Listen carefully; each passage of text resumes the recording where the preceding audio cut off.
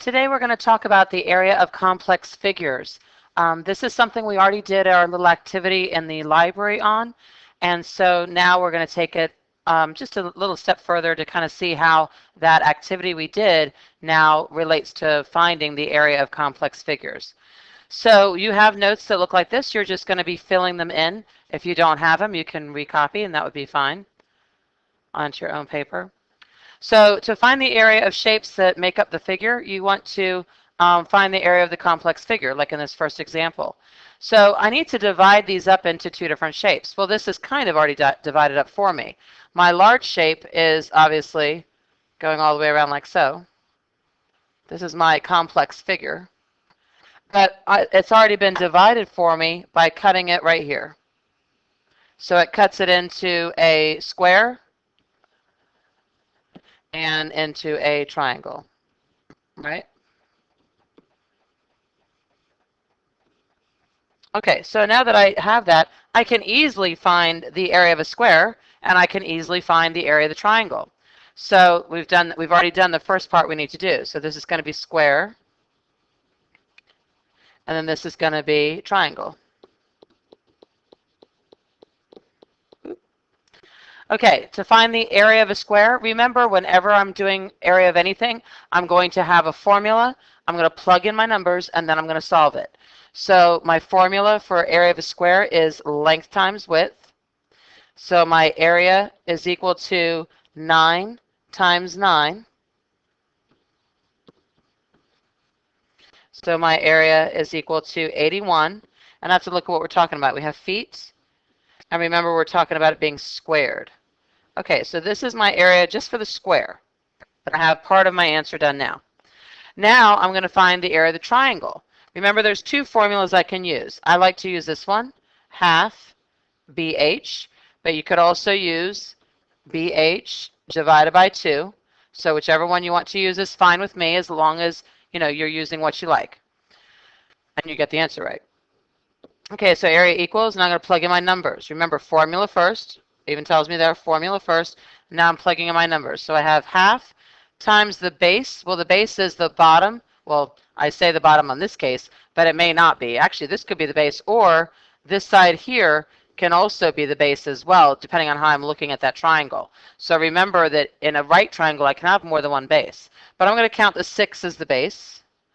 And then the height then, I have to think about this. What is the distance from here to here?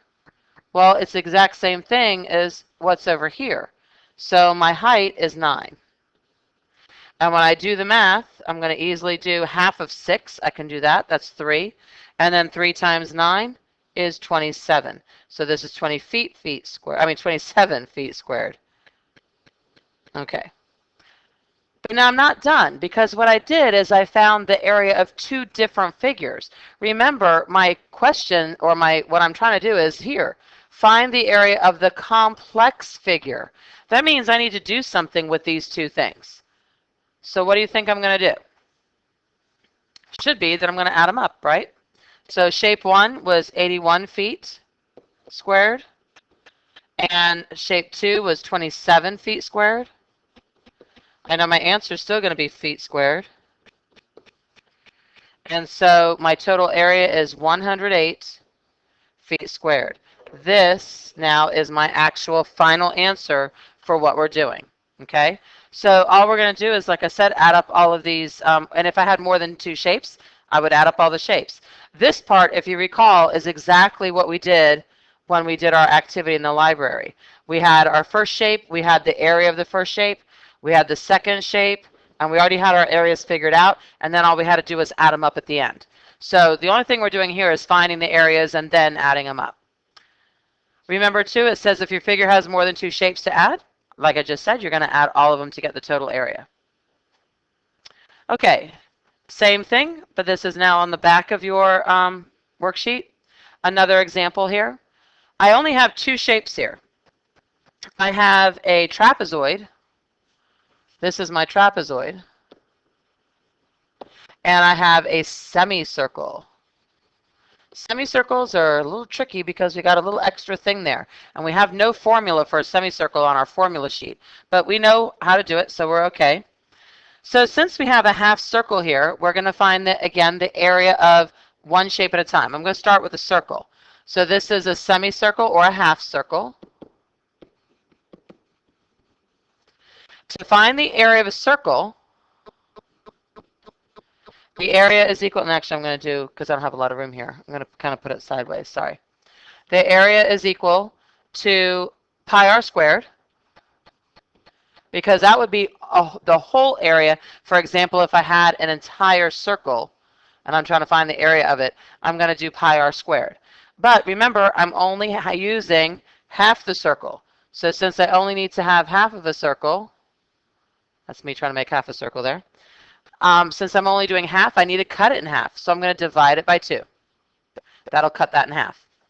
All right, so let's plug in our numbers. So area is equal to pi, which is 3.14, times the radius. Okay, well, I have a diameter here. I need a radius. So the radius is going to equal 7, because I have to cut it in half. And it's 7 squared, which means 7 times 7. I would suggest writing it out like this when you have circles, because sometimes people mess it up when they put the 7 squared. So write it all out. We know it's going to be 7 times 7. And then, again, I know when I do that math, then after I'm done, I'm going to divide it by 2. So what I wind up with is the area is equal to, when I do all that math, I get 76.9 inches squared. Okay? Okay, so that is the area of my semicircle, because we cut it in half, and that's my area of the semicircle. All right, then I have the trapezoid. So I have to think about my formula for area of a trapezoid.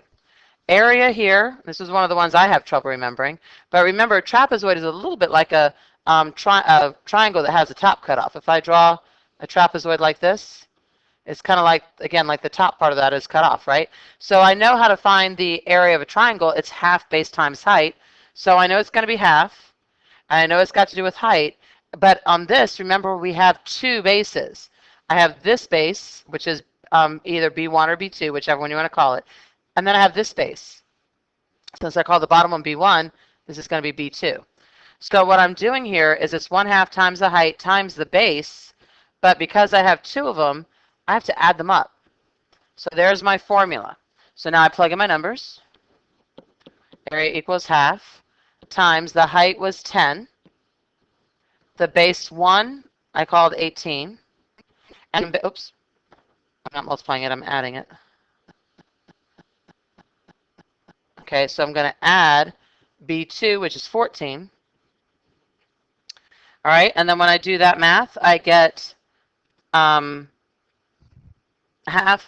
area equals half of 10 times 48. Oh, excuse me.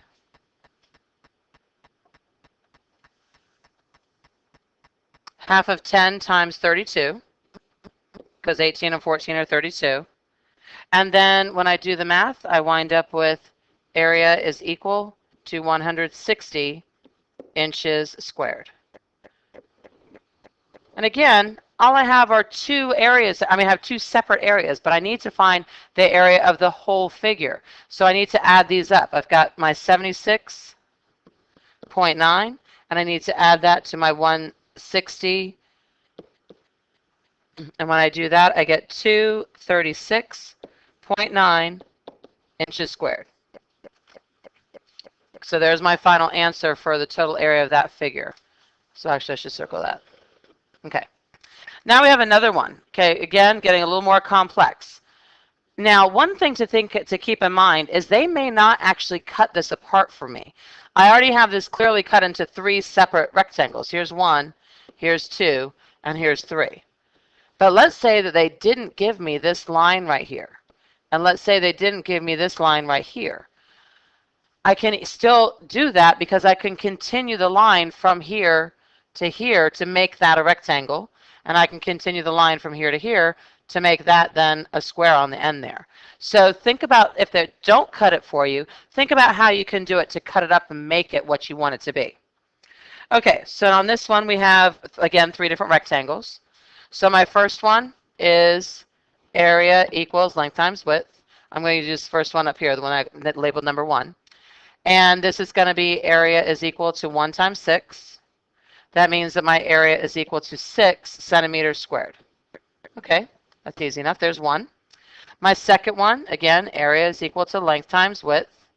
So area is equal to 7 times 5. And that means that area is equal to 35 centimeters squared. Okay, so there's my answer for shape 2. All right, shape 3. Okay, shape 3, I'm going to extend it just a little bit here. Oops, it's a little too much. Okay, shape 3, we have, again, area equals length times width. This time my area is equal to 2 times 2. And so area is equal to 4 centimeters squared. So now I have all 3 of the areas of all 3 of the different rectangles, and I can add them all up. So all I'm doing is I have 6 plus 35 plus 4. And when I do the math, I get 45 centimeters squared. So that is my total area for those 3 figures. So that's all it is for composite area. But think about, like I said, when you see different shapes drawn, think about how you can actually cut them to make the shape your own. For example, if I had something that looked like this,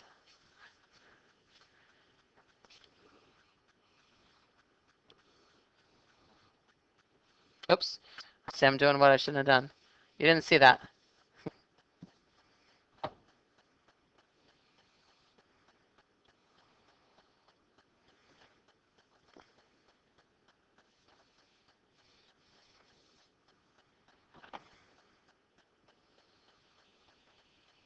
Okay, if I had something that looked like that, you kind of got the hint from what I was already doing when I was drawing it. You personally could just say, okay, I know that this could be a triangle there, so I have a triangle. This is a triangle.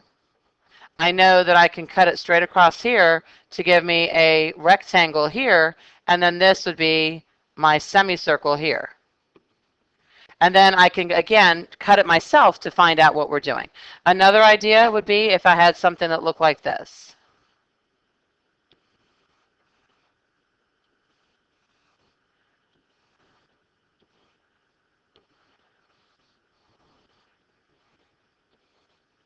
Okay, if I had something that looked like that, I can't find the area of that.